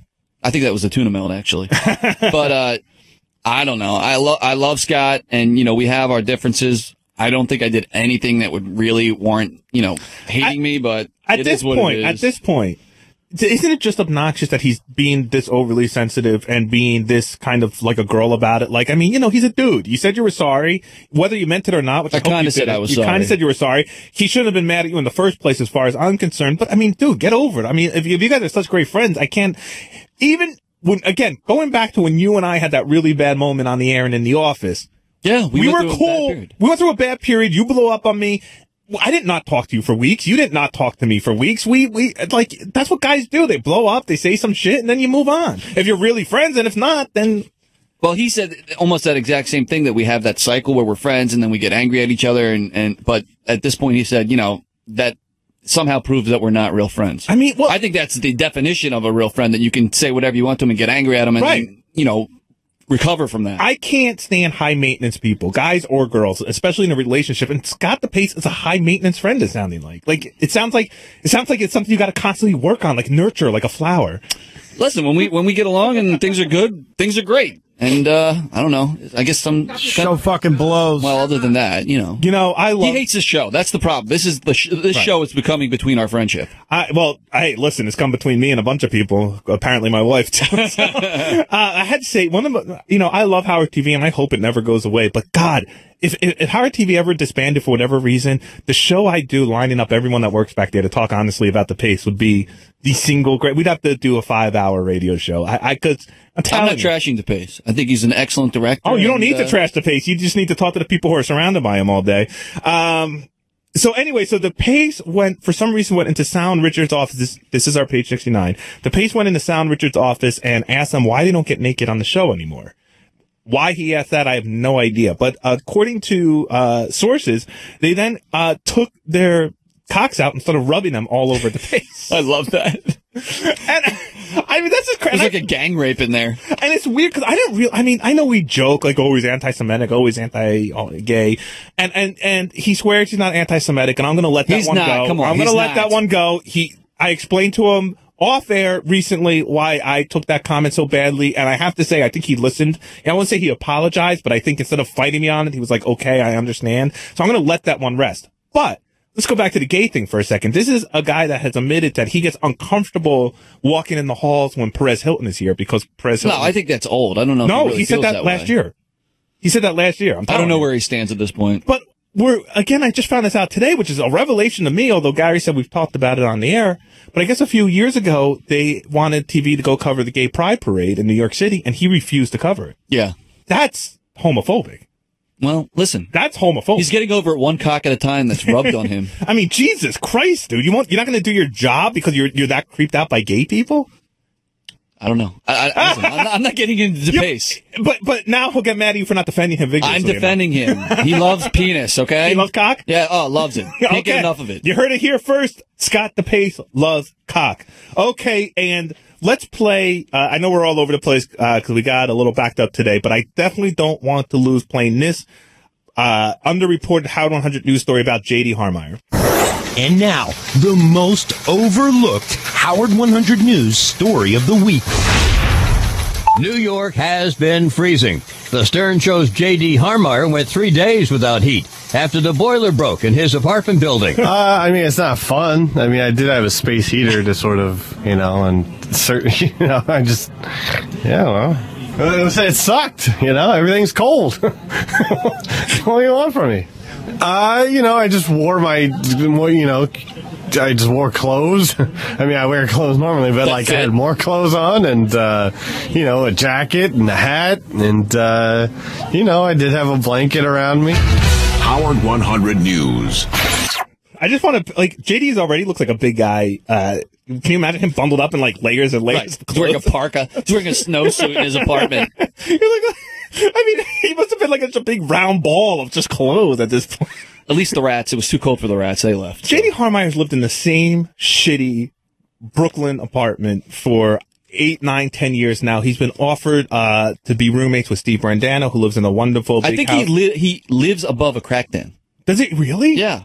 And I know in the past he's had these roommate issues where people don't pay rent and he ends up paying the rent and they don't walk their dog and he ends up walking their dog and his apartment is so gross, he says, because I've never seen it. He won't let anybody in. That he won't let anyone over there. Yeah. So, you know what pisses me off about that? Right. John Hine, I guess, drove him home a few weeks ago. Yeah. And he had to go to the bathroom and JD said he could use his bathroom. He was going to let somebody into his apartment. Wow. And John did not take the offer. Why? I don't know. John, get in here. You had an opportunity to see the sanctum. Exactly. We wanted the scoop because you know why? He didn't want to have to go in there and throw his buddy under the bus. Those two are See, no one cares about the show like I do. Nobody cares about this show like I do. I would have gone in there and thrown JD right under the fucking bus, and I would have told him I was doing it as I was driving the bus with the bus sound effect. Thank you. I would have gone right in there and said, JD, I'm going to piss in your toilet, and then I'm going to talk about it on the radio. Apartment. You don't even have to piss in his toilet. You just piss wherever you're standing. All right, John Hine left. I got a note, but wow, what a fail, John. You don't care about this show. Here we go. Get in here. That's why you'll never be in my apartment. I could care that you could be dying. And I would say, no, because just in case you lived, I would want you to be quiet. You did offer John Hine to go in your apartment, right? Well, yeah, of course. He's my friend. I wouldn't, I wouldn't do that. Can I come, please? No. Why? No. I got to see what this is all about. Listen, it's and by the way, I don't live above a crack den. You said there's like gangsters living in the building. They might be. I don't know. I'm not really, I don't want to, I don't want to throw anyone under the bus, but, I don't know. Yeah, I don't know. So were you sleeping in like a full jacket and no, snow pants? No. I was able to, in my bedroom, it's tight quarters, so the space heater was able to heat the bedroom okay. Yeah, but dude, this was really cold recently. I mean, really cold. Oh, I know. And you live in this apartment. The rats were eating your clothes 6 months ago. I guess you took care of that situation. He hates when we bring up the rats, by the way. Well, you got really angry about that last week. It's the same joke over and over. Yeah, you make the same jokes over and over. What do you want from me? So you're angry about our humor. And using these fat jokes again. Whatever. Go ahead. Sorry. Is that why you grew the beard out so thick a few weeks ago? Was it because you were cold and your heater wasn't working? No. Oh, okay. I'm just asking. No, I know what you're doing. So rats were... You weren't asking. Go ahead. Go ahead. Did you pleasure yourself while the heat was out? No, I don't think so. You no. cold? No, yeah, I didn't. I was more worried about staying warm than, You heard it here first. Too cold to masturbate. How often do you masturbate? Oh, geez. I mean, like once a day on average, at least. At least? Well, I mean, it's once a day on average. Dude, when you get to that twice a day, it's a little scary. Well, sometimes, I don't know. We're gonna need. Listen, he needs to do something to forget that he lives above a crack den. Oh, he almost threw a punch at me. Did you see that? Did anyone see him jumping at me attacking? Thank you very much. That was a flinch. JD, before you leave the whistle, were you mad at us before from last week's? I know we talked a lot about the block party and your involvement. Was I mad? Yeah. I mean, it wasn't fun hearing the impression and how big you're making this big deal about how I hold a fucking fork. I'm sorry, I didn't go to whatever fancy school you went to or whatever. Lancaster County? Well, you're acting like you're had parents? You're acting like you're above me. Listen, you need pressure. I can't get enough pressure holding a fork from the side and cutting it like that. That's not how I learned. So I get it and I cut it. But you don't need to go to a fancy school. You think just by going out to eat with people, you've been around civilization now for at least the last 10 years. Listen, I haven't gone out to eat a lot the past few years. I don't know what to tell you. A lot of the food I eat, you don't need forks. Sorry, you grew up in a house. Stop doing that impression of me, asshole. You hate that. You do eat like you had a pitchfork growing up. Like that's how you had to eat your food. Listen, that's how I'm comfortable with, holding a fork and cutting. What do you want from me? I don't know what to tell you. Coming up on Back Office Radio on Howard 101, Will's going to do the rest of the show in his JD impression. I was just assaulted. Did you see that? Yeah, he faked hit you. He will not be doing the rest of the show in his JD impression. Not if I ain't doing it. Will's JD's impression is very physical. Like his whole face punches up. I know. He's making me look like I have CP or something. What the fuck? Yeah, he's making you look like. I love you, buddy. You shut up. Thank you, JD. Give us a call. Kim? 888-101. We'll be right back on Howard 101. This is Back Office Radio with Will and Jason on Howard 101. Hey, welcome back to Back Office Radio. I'm Jason Kaplan with Will Murray, Al Ragone, the Howard TV guys, Timmy. By the way, the Howard TV guys, Steve, Danny. I'm just making up a name every time now. The Howard TV guys do not condone anything we're saying about any of the other Howard TV people. They're very angry. They're very angry. The Howard TV guys like myself are afraid of Scott DePace. Everybody is afraid of Scott DePace except me, but I am fortunate that I don't have to work in the same room as him, so I get it. But no, they defend him vigorously all over the place. And speaking of Steve Pick, who is one of our cameramen here, and the only one I know by name is what about Billy? Billy, Bobby, Benny, Jimmy. Benny. We'll get there. Did I say your right name by accident? Interesting. We always say that Steve's an angry guy, or has seemed even angrier than usual in Talk the about office. Steve Brandano now. Steve Brandano, and you used to have the angry guy mantle, but I think at least these last few months, Steve Brandano seems to have taken it. And let's do a very quick Steve segment. What's eating Steve? So, is he still here, by the way? I have no idea. And if he's here, Steve, you're more than welcome to come in. But, these Howard TV guys, they come, they film our show. It's very nice. I don't know if they ever use any of the footage. I haven't really seen any of it on Howard TV, but I think they come not just because they think we might have usable footage, but because they actually enjoy the show and seem to be a fan of somewhat. And so last week we were sharing the studio with the John Hein TV show guys, and I guess they plugged into the board, and then something happened where they lost audio, and I don't know I honestly don't know whose fault it was. Could be TV fault. Could have just been a thing that happened. But boy, Steve blew up at the cameraman. The Brandano blew up to this morning. Okay, so not when our show got fucked up last week. But right. Okay. I'm saying this morning you blew up. I see. I was shocked almost because we thought we were going to be sharing the studio with you, and you kind of laid into Steve over here. When we had problems last week, I didn't say anything about it. Right. Things in our office are crazy right now. I was in early today to get ready for the show before the other things we needed to do today, and the idea to make sure back office radio has to have cameras in that affects our show that we do with John Hein is a little bit annoying to me. It fucked up our show last week, to the best of my knowledge. Well, they deny that. They say that their equipment didn't fuck up the show at all. To the best of my knowledge, our show got fucked up last week because of them. I could be wrong about that. If it was their fault, was it malicious? No. Were they doing anything wrong? No. So then why the anger directed at the Howard TV guys? If I had anger for the Howard TV guys, I would have got off the air of John Hein show and yelled at them then. I didn't even bring it up because I don't want to get these guys in trouble or whatever. It's just that. But there was anger today. Yes, when I'm trying to get ready for the show and the other things we have to do today, and Steve comes in. Fuck you, Howard TV! And says, hey, we got to get in there. We'll just do what we did last week. And I'm like, all right, well, last week something fucked up. And then it's like, no. And I just want to be done with the conversation.